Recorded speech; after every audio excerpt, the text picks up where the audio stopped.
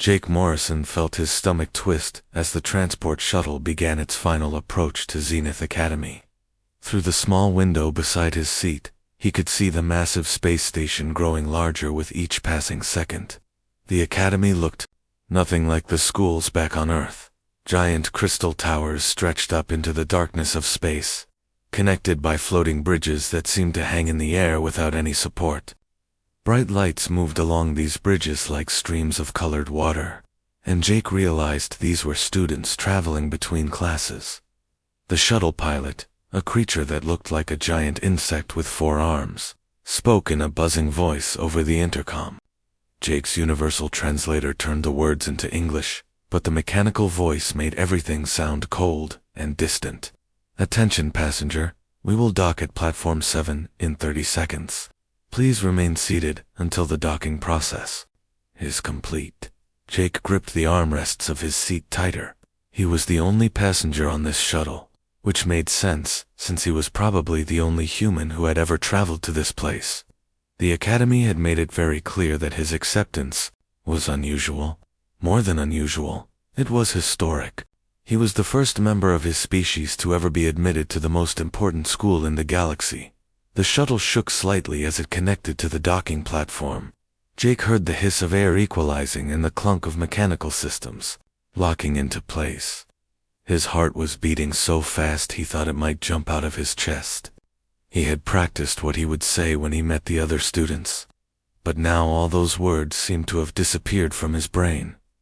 The shuttle door opened with a soft whoosh, and Jake picked up his single bag. Everything he owned that mattered fit into one small backpack. He had packed light because the Academy had told him they would provide everything he needed.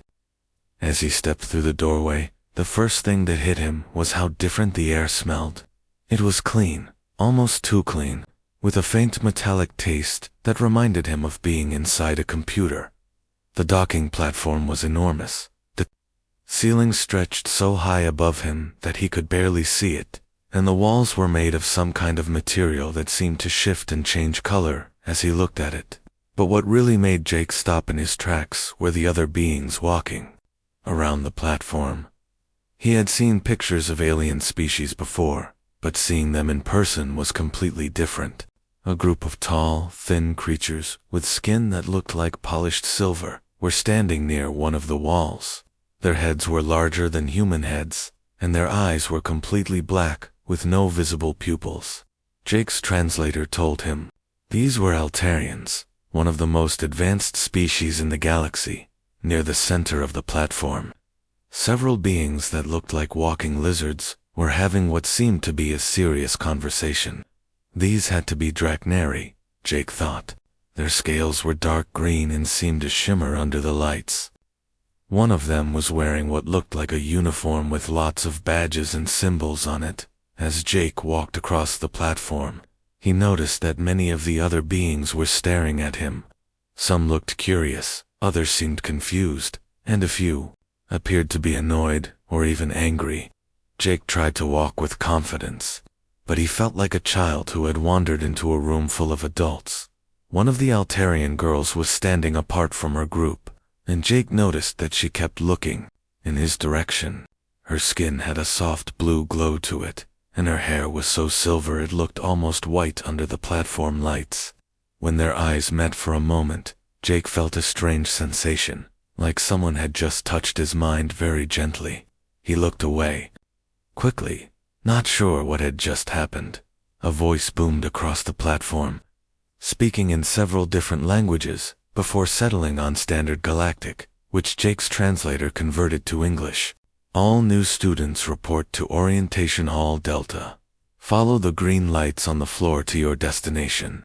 Jake looked down and saw that thin lines of green light had appeared on the floor, leading away from the docking platform.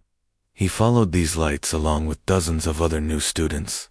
As he walked, he heard conversations in languages his translator couldn't handle, creating a background noise of clicks, buzzes, whistles, and sounds he had no names for.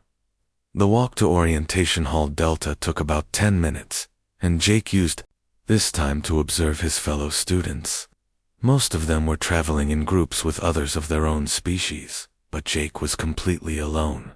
He tried not to let this bother him, but it was hard to ignore the fact that he was probably the most unusual being in this entire place.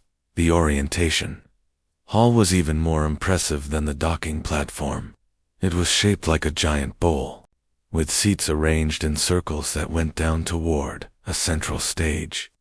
The seats themselves seemed to adjust to fit whoever sat in them, and Jake watched in amazement as chairs reshaped themselves to accommodate beings with wings, tails, or body. Shapes that were nothing like human. Jake found an empty seat about halfway down the bowl and settled in. The chair molded itself around him, becoming surprisingly comfortable. He looked around and realized that many of the other students were still staring at him. Some were trying to be subtle about it, but others were openly pointing and whispering to their friends. The silver-haired Altarian girl from the platform was sitting several rows down from him, and Jake caught her looking back at him again. This time she didn't look away when he noticed.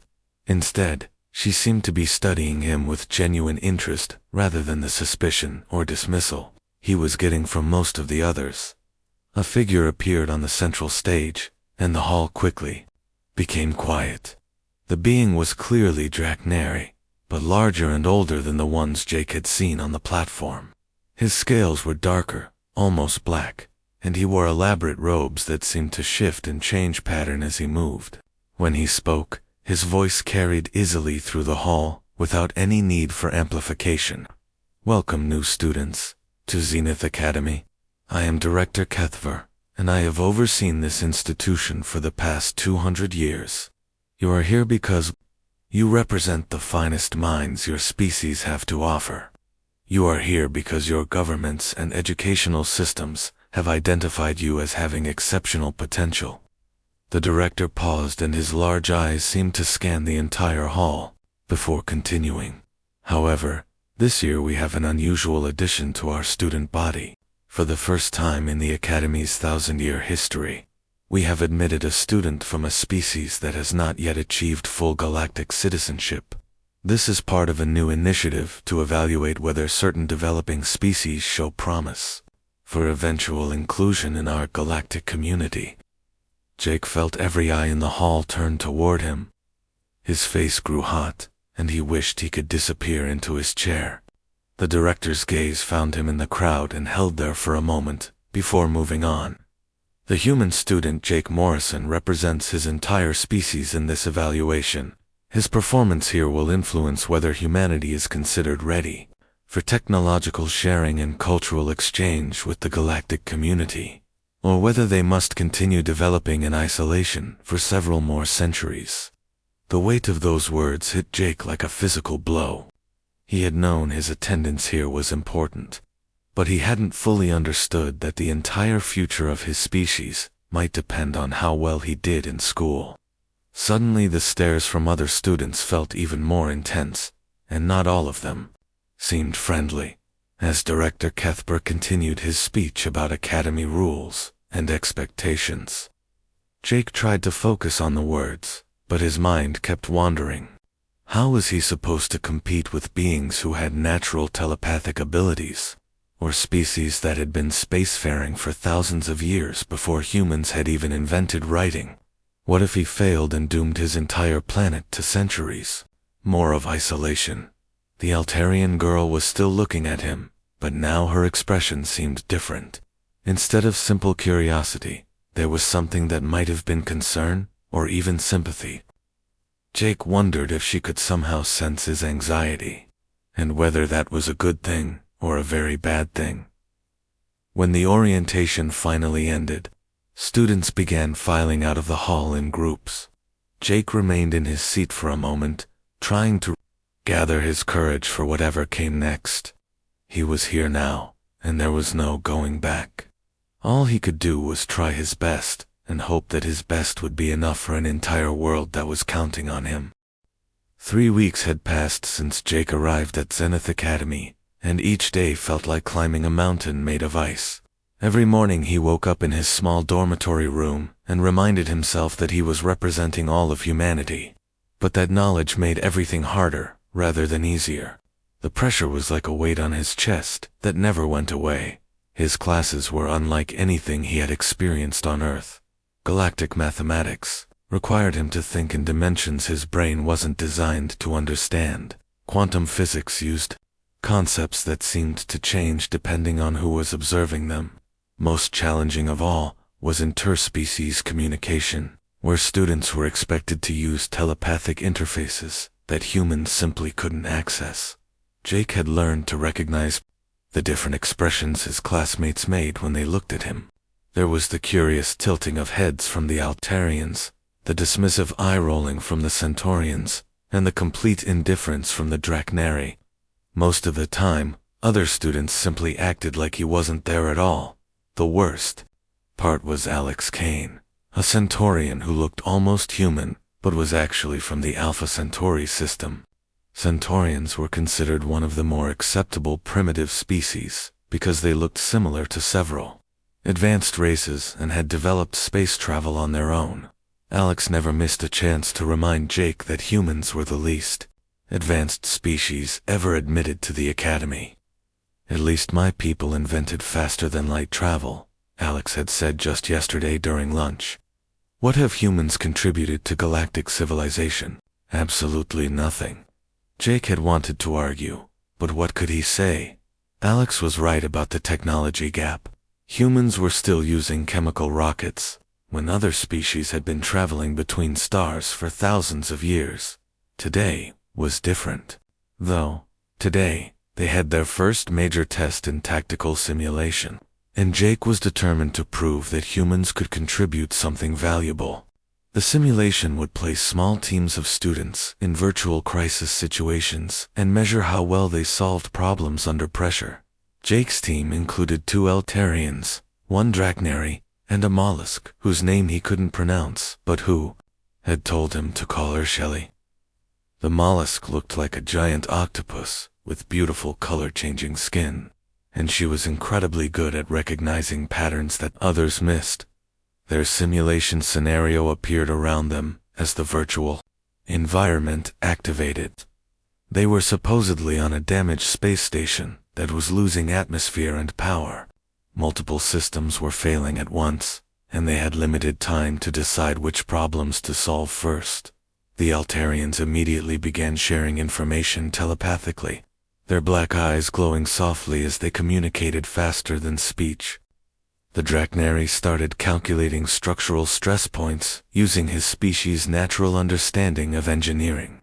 Shelley's skin shifted through different colors as she analyzed the pattern of system failures. Jake stood in the middle of his team and felt completely useless. Everyone else was using natural abilities that had evolved over millions of years, while he had nothing but his basic human brain and the training he had received on Earth. But as he watched his teammates work, Jake began to notice something interesting. Each of them was approaching the problem using their species' greatest strength, but they weren't communicating well with each other. The Altarians' telepathic conversation was excluding everyone else. The Drachnari was focused on structural problems but ignoring the life support issues. Shelley could see patterns in the system failures, but she couldn't explain them in a way the others understood. Jake realized that his human limitations might actually be useful here. Since he couldn't rely on telepathy or specialized senses, he had learned to be good at watching body language and listening to what people were really saying. He could see that his team was falling apart, even though individually they were all brilliant. "Wait," Jake said, stepping into the center of the group. "We're all working on different parts of the problem, but we're not working together." The Altarians stopped their telepathic conversation and looked at him with obvious annoyance. One of them, whose name was Zeth, spoke aloud for the first time.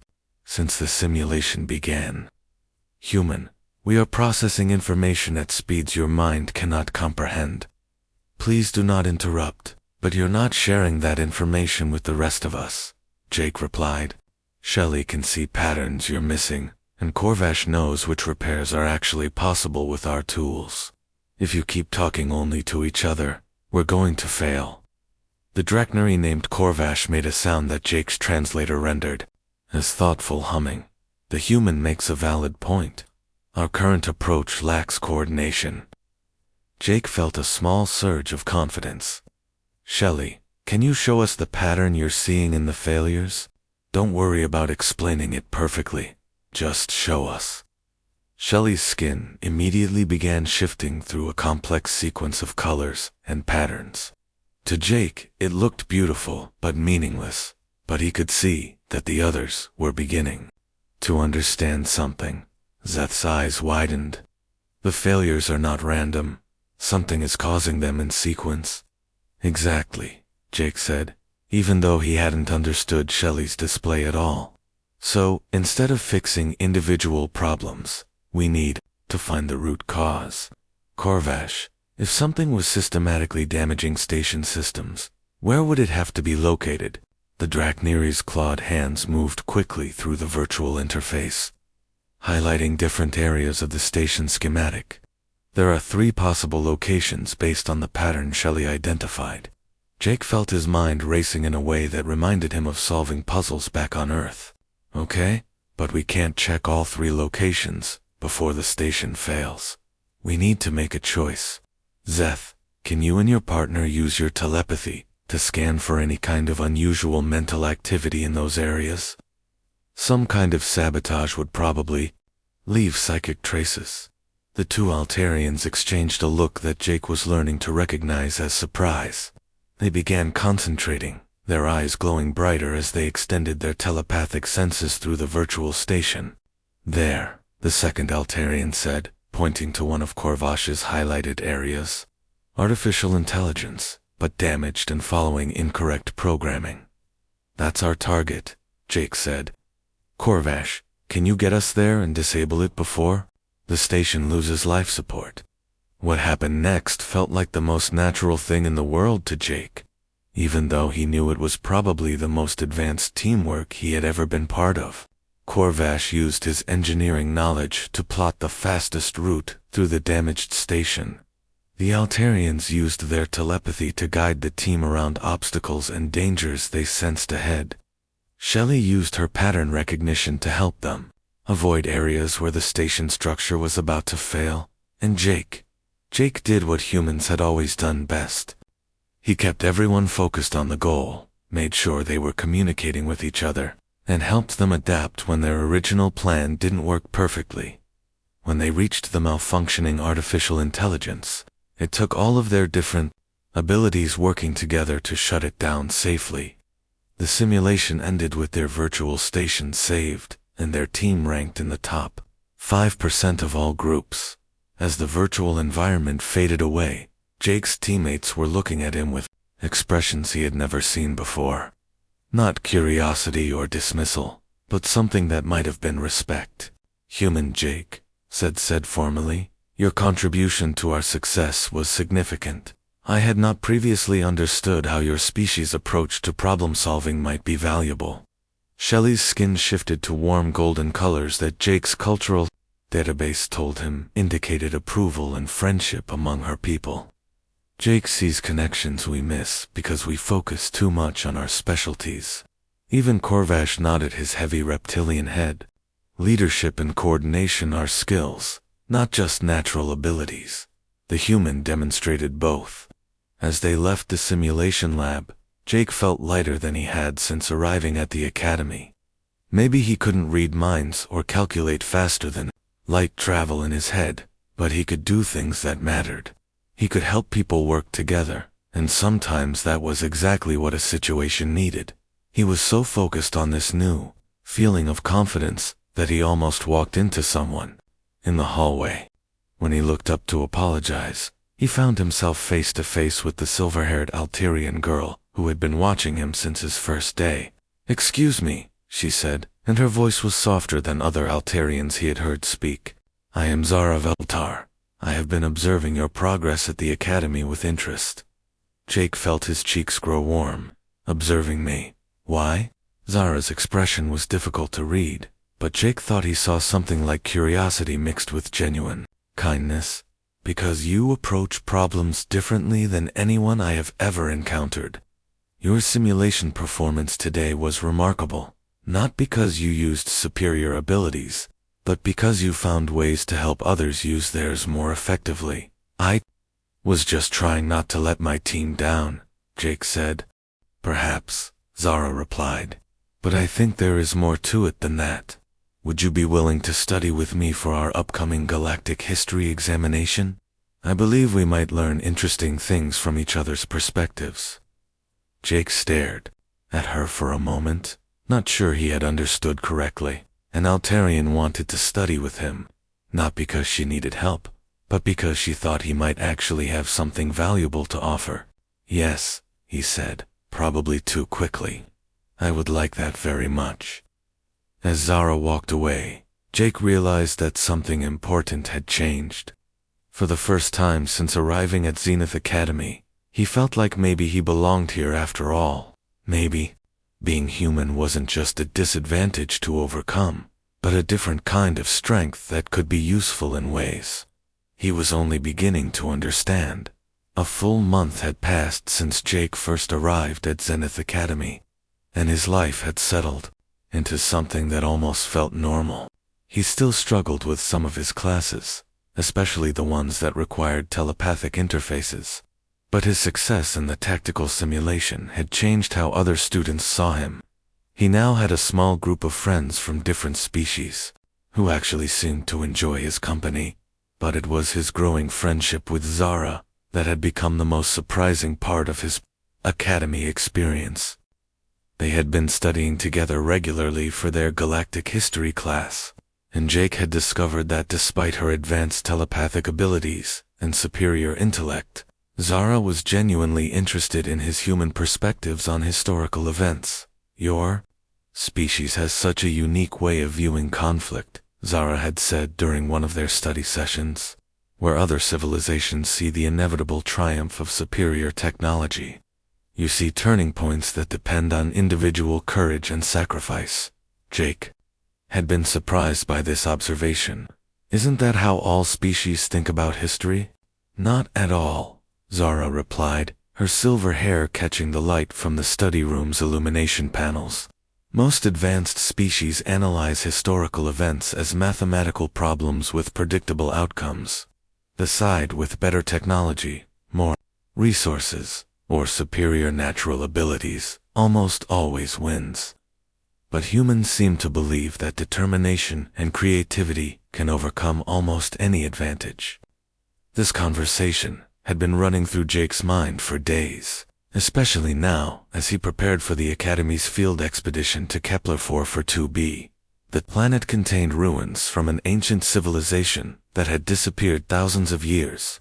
Before any current galactic species had developed space travel, students would work in pairs to conduct archaeological surveys and try to learn something new about this mysterious extinct race.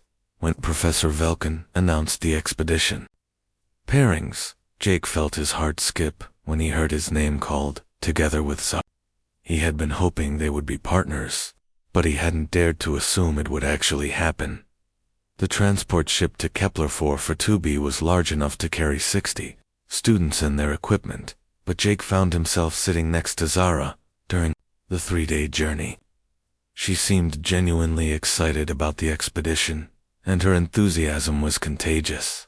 The ruins we'll be studying are completely unique, she explained as they watched the stars stream past through the ship's observation windows. Most ancient civilizations left behind evidence of advanced technology. But these people seem to have deliberately chosen simpler tools and methods even when they clearly had access to more sophisticated options. Maybe they thought there were more important things than having the best technology, Jake suggested. Zara looked at him with that expression he was learning to recognize as her thinking face. That's exactly the kind of insight I hoped you would have. No other species would consider the possibility that a civilization might choose simplicity over advancement. Kepler-4 for 2b was a beautiful planet with golden sand and deep blue skies that reminded Jake of pictures he had seen of Earth's deserts. The ruins were located in a valley between two mountain ranges, and from their landing site Jake could see the ancient structures stretching across the landscape like a city frozen in time. The expedition groups were assigned different sections of the ruins to investigate. Jake and Zara received coordinates for a series of buildings near the edge of the ancient city, away from the main temples and monuments that other teams were studying. Their first day of work went smoothly. They carefully mapped the structures in their assigned area and collected samples of building materials for analysis. Zara's telepathic abilities allowed her to sometimes sense echoes of the thoughts and emotions of the people who had once lived in these places, while Jake's human intuition helped him notice details about daily life that others might overlook. They were just finishing their work for the day when the emergency alert sounded across the valley. Jake's communicator crackled with the voice of Professor Velkin, speaking urgently in Standard Galactic. All expedition teams returned to base camp immediately. Ion storm approaching from the east. All teams acknowledge and begin immediate return. Jake looked at the sky and saw dark clouds building on the horizon, flickering with unnatural colors that made his skin prickle with static electricity. Zara was already packing their equipment with efficient movements. "How dangerous is an ion storm?" Jake asked as they hurried toward their transport vehicle. "Very dangerous," Zara replied. "The electromagnetic pulses can disrupt all technology, including life support systems and communicators. We need to reach the base camp shields before the storm arrives." They were halfway back to base camp when their transport vehicles suddenly stopped working. The ion storm had arrived faster than predicted, and Jake could see electrical discharges dancing across the landscape around them. Their communicators were completely dead, and the vehicle's power systems had failed entirely. "The base camp is still 3 kilometers away," Zara said, consulting a mechanical compass that wasn't affected by the electromagnetic interference. "We'll have to walk, but the storm will get worse before it gets better." Jake looked around at the alien landscape and felt a familiar sensation. It was the same feeling he had experienced during camping trips with his father back on Earth, when unexpected weather or equipment problems had forced them to rely on basic survival skills. The difference was that Zara, despite all her advanced abilities, had no experience with this kind of situation. "We're not going to make it to base camp before the storm gets really bad," Jake said. "We need to find shelter and wait it out." "Shelter where?" Zara asked, looking around at the empty landscape. "There are no buildings in this direction, and the ruins are too far behind us." Jake was already studying the terrain with eyes trained by years of hiking and camping with his family. "There," he said, pointing to a rocky outcropping about 200 meters away. "We can build a shelter against those rocks that will protect us from the worst of the storm." Zara looked at him with confusion. "Build a shelter? With what materials?" "With whatever we can find," Jake replied, already moving toward the rocks. "Humans have been building emergency shelters for thousands of years. The basic principles work on any planet." What followed was unlike anything Zara had ever experienced. Jake used techniques that would never occur to someone from an advanced technological civilization. He showed her how to pile rocks to create wind barriers, how to use their emergency blankets and equipment covers to create a waterproof roof, and how to dig a small depression in the ground to protect them from the electrical discharges dancing across the surface. Within 2 hours, they had created a small but effective shelter that kept them dry and safe from the storm's worst effects. Jake even managed to create a simple heating system using chemical heat packs from their emergency kit and some reflective materials from their equipment. As they sat in their improvised shelter, listening to the storm rage outside, Zara watched Jake with amazement. "Where did you learn to do these things?" "My father taught me when I was young," Jake explained. "He said that no matter how advanced technology becomes, there might always be times when you have to rely on basic skills and whatever materials you can find. But why would anyone need such skills when we have advanced technology to solve all problems?" Zara asked. Jake smiled. "Because sometimes the advanced technology fails, like today. Or sometimes the solution you need is simpler than what technology can provide." They spent 2 days in their shelter before the storm passed and rescue teams could locate them. During those 2 days, Jake and Zara talked about everything from their childhood experiences to their hopes for the future. Jake learned that despite her telepathic abilities, Zara often felt isolated because she could sense other people's thoughts, but struggled to form genuine emotional connections.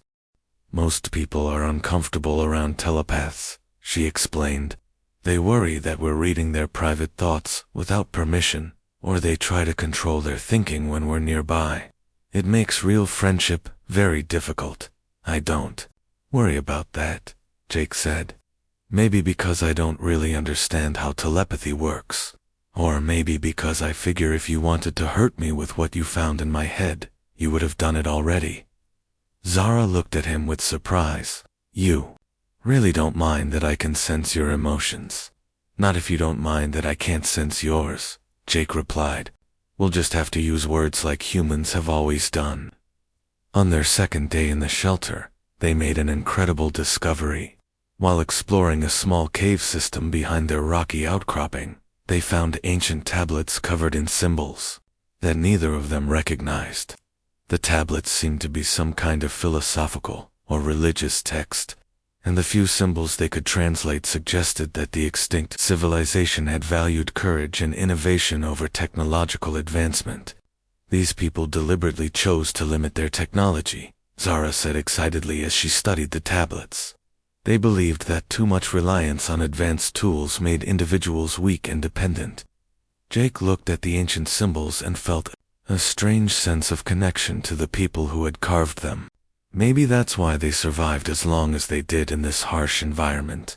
They knew how to adapt and survive when their technology failed them. When the rescue teams finally located them, Jake and Zara emerged from their shelter with muddy clothes, tired faces, and a collection of ancient tablets that would revolutionize understanding of the extinct civilization. More importantly, they emerged with a friendship that had deepened into something much more significant. As they flew back to the academy, Zara sat close enough to Jake that their shoulders touched. "Thank you," she said quietly. "For what?" "For showing me that there are kinds of strength that have nothing to do with telepathy or advanced technology. For teaching me that sometimes the simplest solutions are the most effective ones." Jake felt a warmth in his chest that had nothing to do with the transport ship's heating system. "Thank you for not thinking I was crazy when I wanted to build a shelter out of rocks and blankets." Zara smiled, and Jake realized it was the first time he had seen her look truly happy since he had known her. "I'm beginning to think that what other species call human craziness might actually be human wisdom in disguise." As the Academy's crystal spires came into view ahead of them, Jake understood that something fundamental had changed during their time on Kepler 4 for to be. Their friendship had evolved into something deeper and more important than either of them had expected. For the first time since leaving Earth, Jake felt like he had found someone who truly understood him, and maybe more surprisingly, someone he was beginning to understand in return.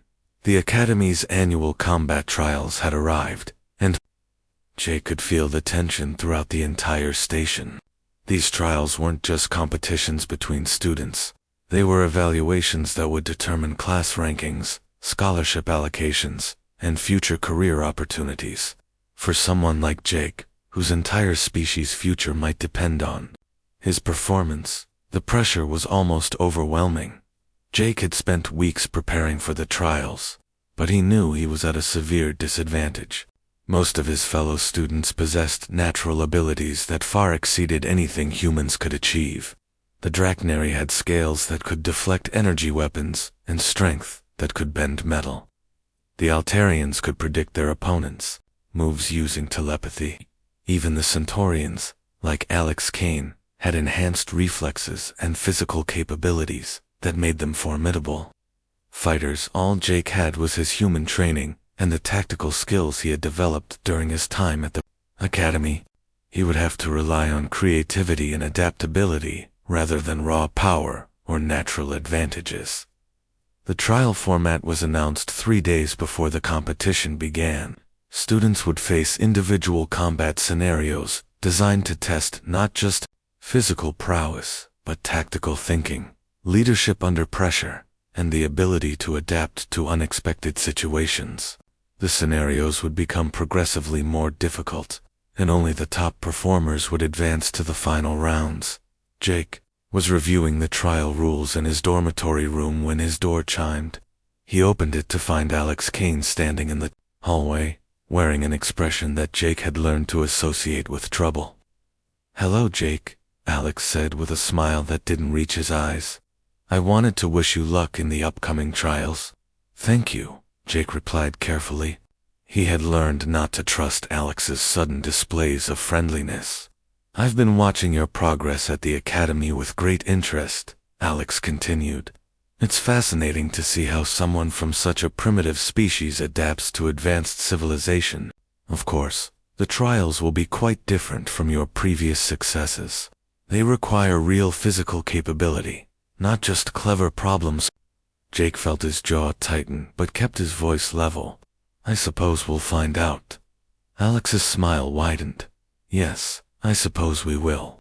I've been studying the trial brackets, and it appears we might face each other in the early rounds. I do hope you're prepared for that possibility." After Alex left, Jake realized what the Centaurian was really telling him. Alex had somehow manipulated the trial arrangements to ensure they would meet early in the competition. He was planning to eliminate Jake quickly and publicly, probably hoping to prove, once and for all, that humans didn't belong at the academy. Jake spent the next 3 days preparing as intensively as he could. He studied recordings of previous trials, practiced with combat simulators, and worked on physical conditioning. But he knew that no amount of preparation could overcome the fundamental physical advantages his opponents possessed. The trials began on a Monday morning in the Academy's largest gymnasium. Hundreds of students filled the spectator areas, while the competitors gathered on the main floor.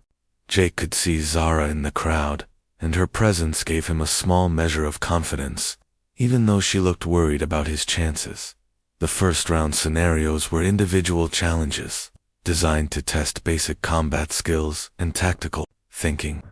Jake watched as other students faced simulated battles against mechanical opponents, hostage rescue situations, and strategic puzzles that required both physical and mental abilities. When Jake's turn came, he found himself in a scenario where he had to infiltrate a space station and disable its defense systems, while avoiding or defeating multiple robotic guards.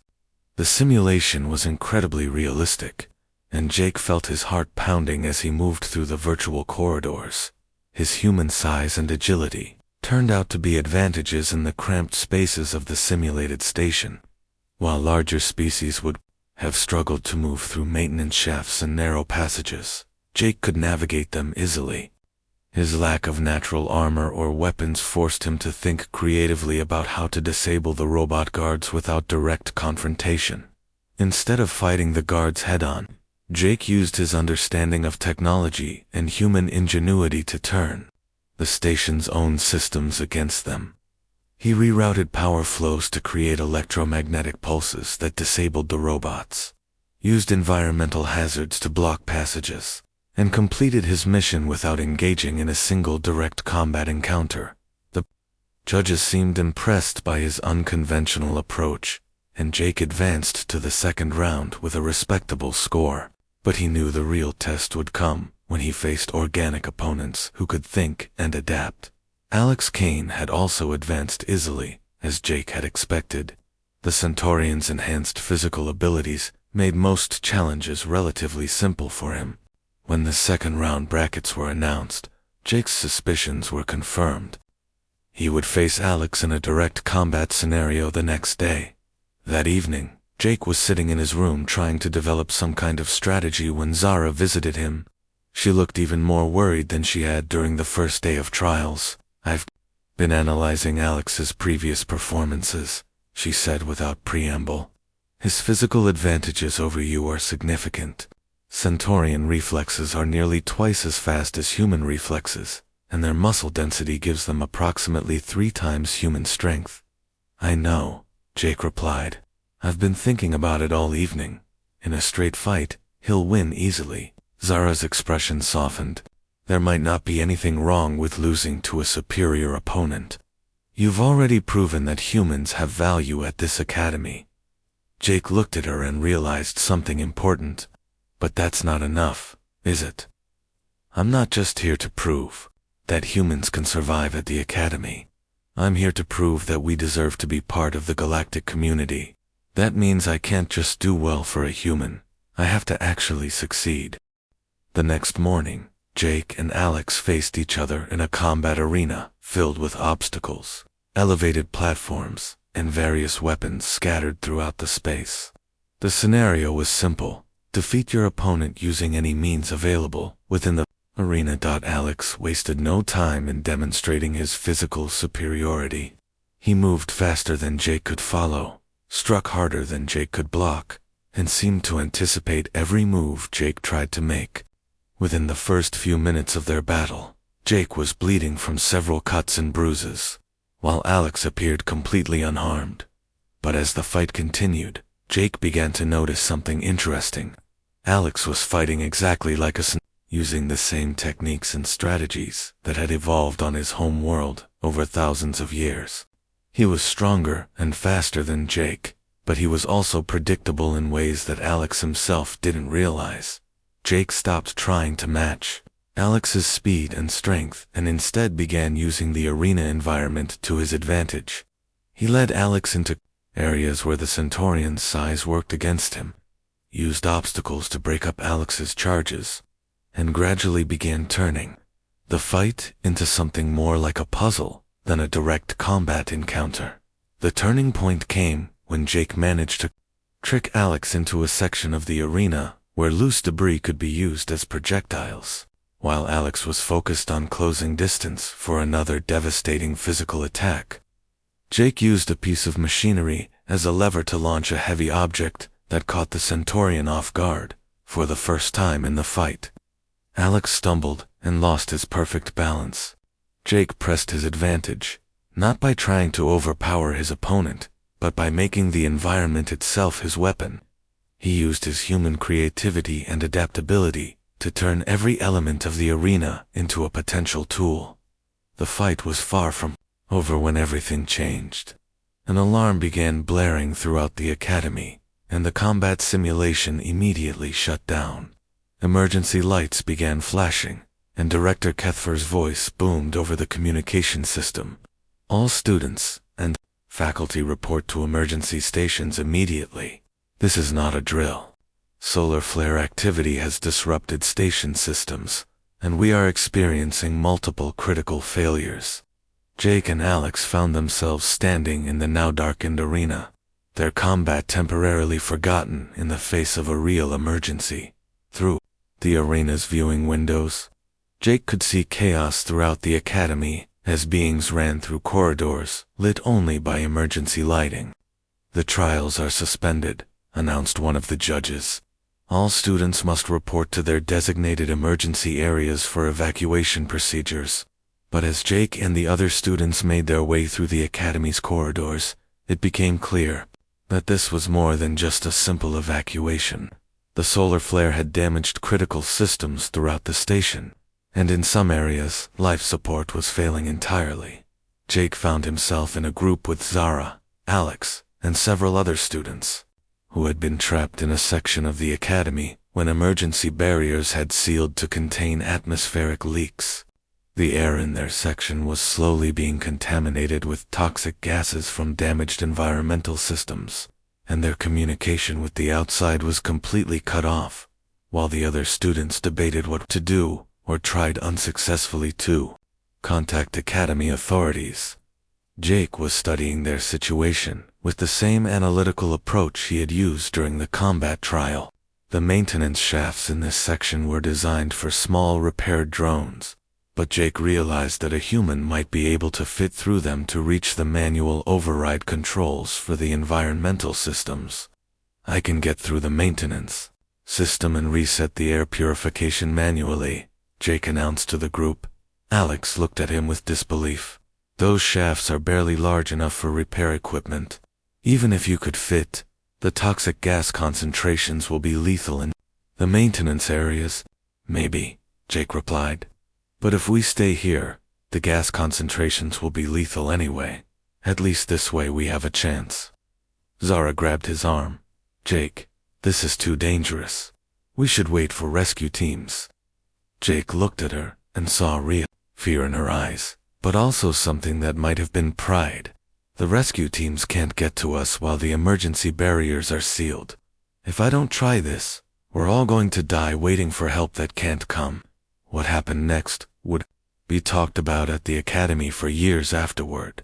Jake squeezed himself into maintenance shafts that had never been designed for organic beings, crawled through areas where the toxic gas was so thick he could barely breathe, and manually reset environmental controls using nothing but human determination and the kind of stubborn refusal to give up that had helped his species survive on Earth for millions of years.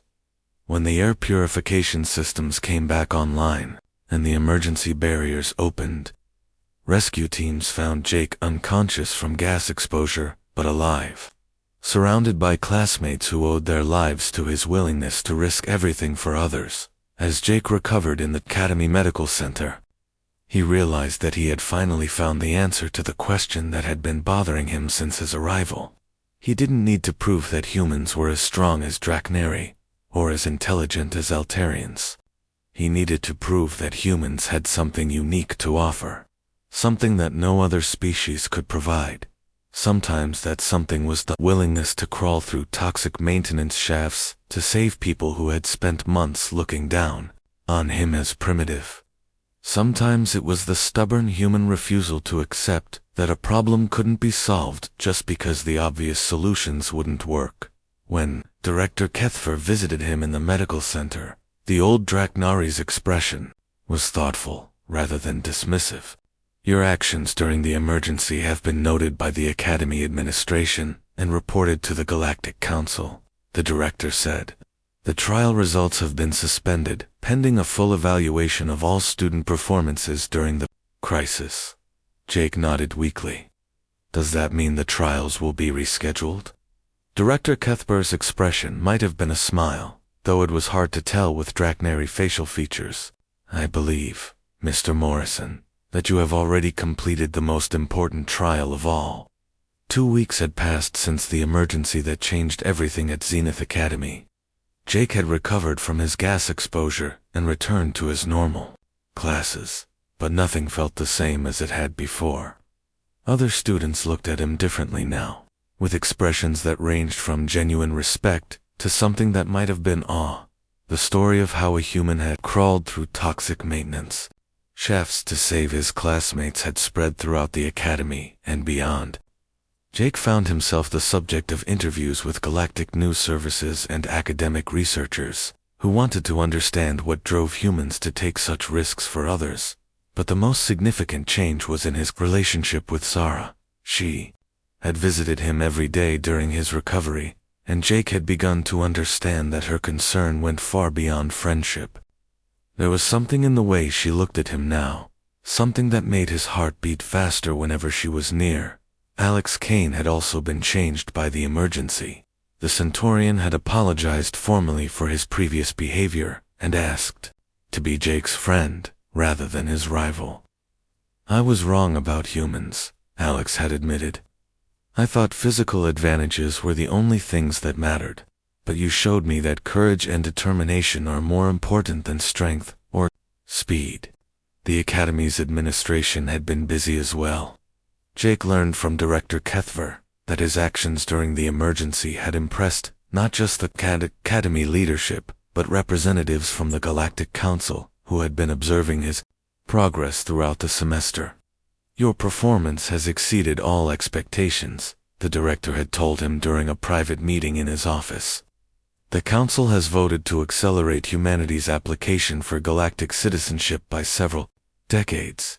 Your species will be invited to join the galactic community immediately, with you serving as the first human ambassador in training. Jake had been overwhelmed by this news.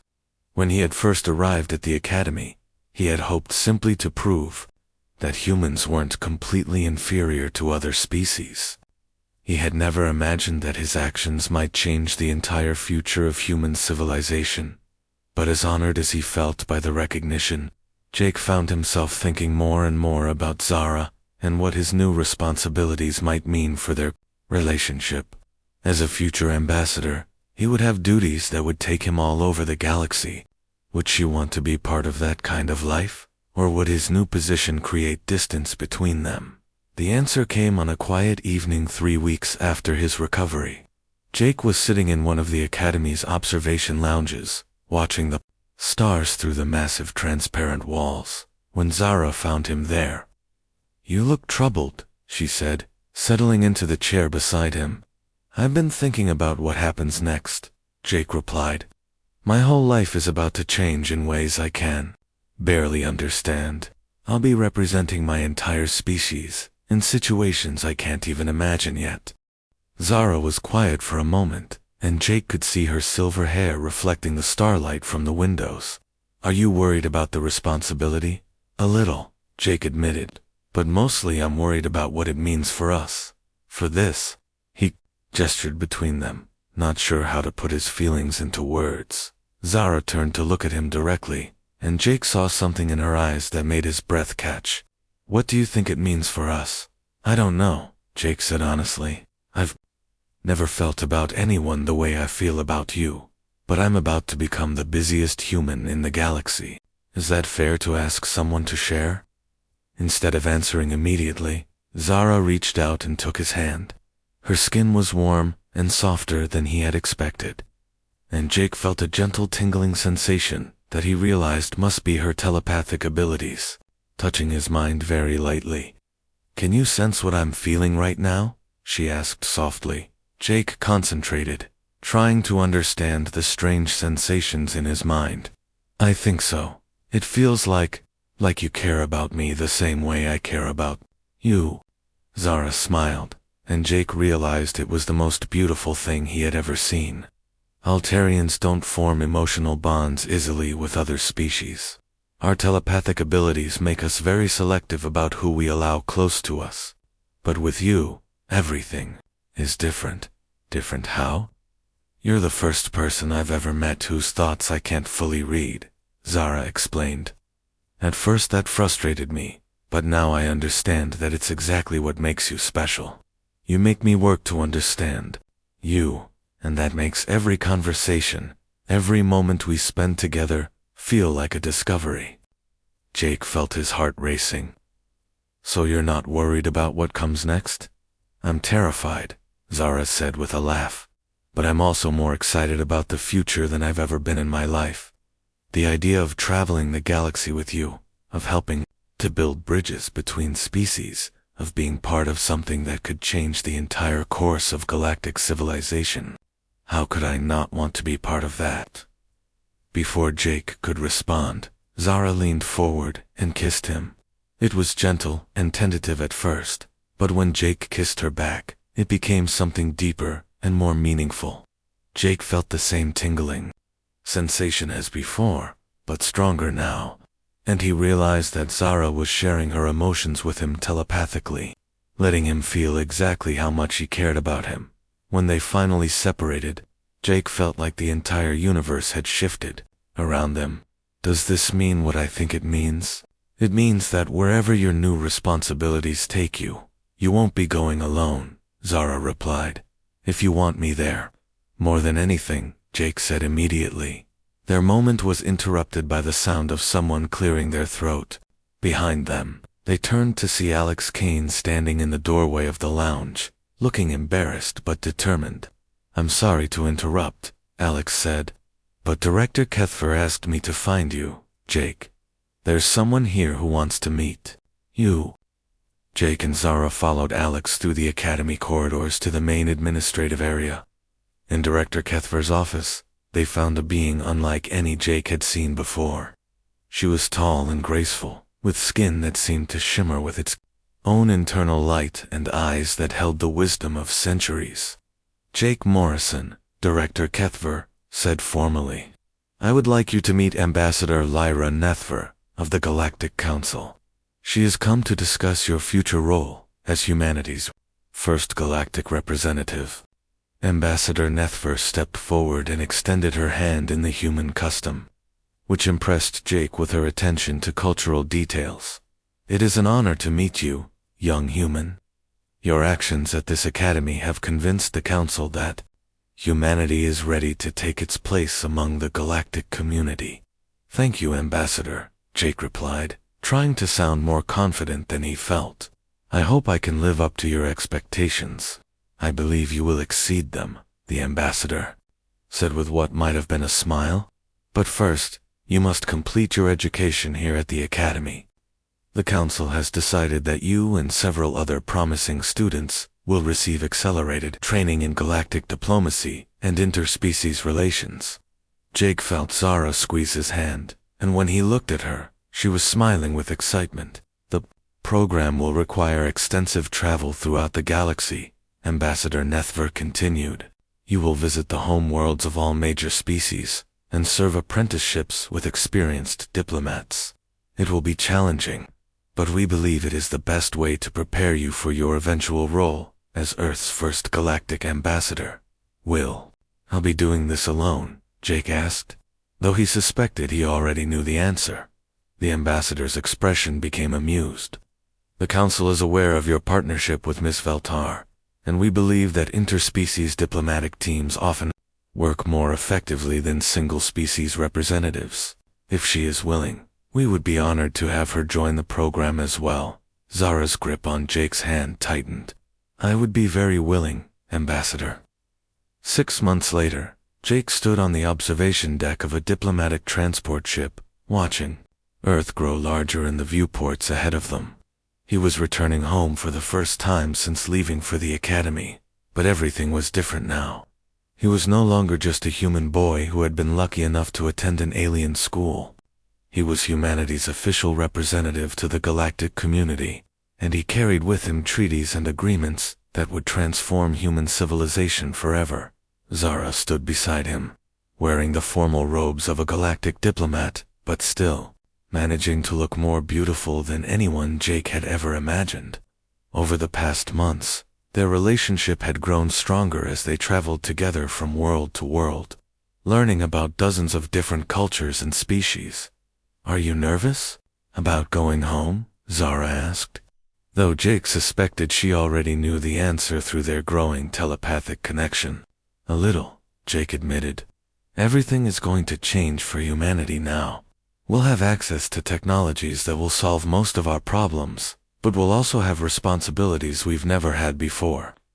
"Change is frightening," Zara agreed, "but it's also necessary. Your species has so much to offer the galaxy. Jake, your creativity, your adaptability, your willingness to sacrifice for others, these are gifts that other species have forgotten they once possessed." As Earth continued to grow in the viewports, Jake thought about everything that had happened since he first stepped off a transport shuttle at Zenith Academy.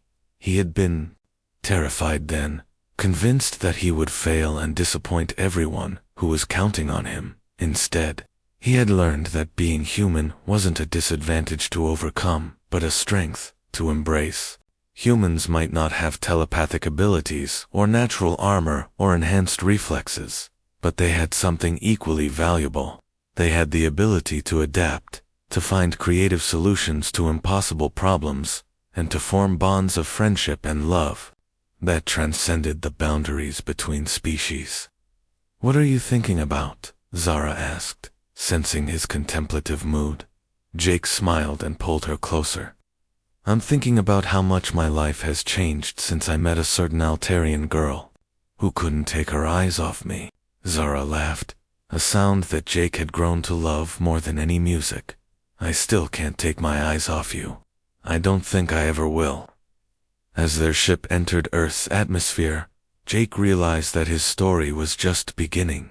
He had started as a human boy, trying to prove that his species belonged among the stars, but he had become something much more important.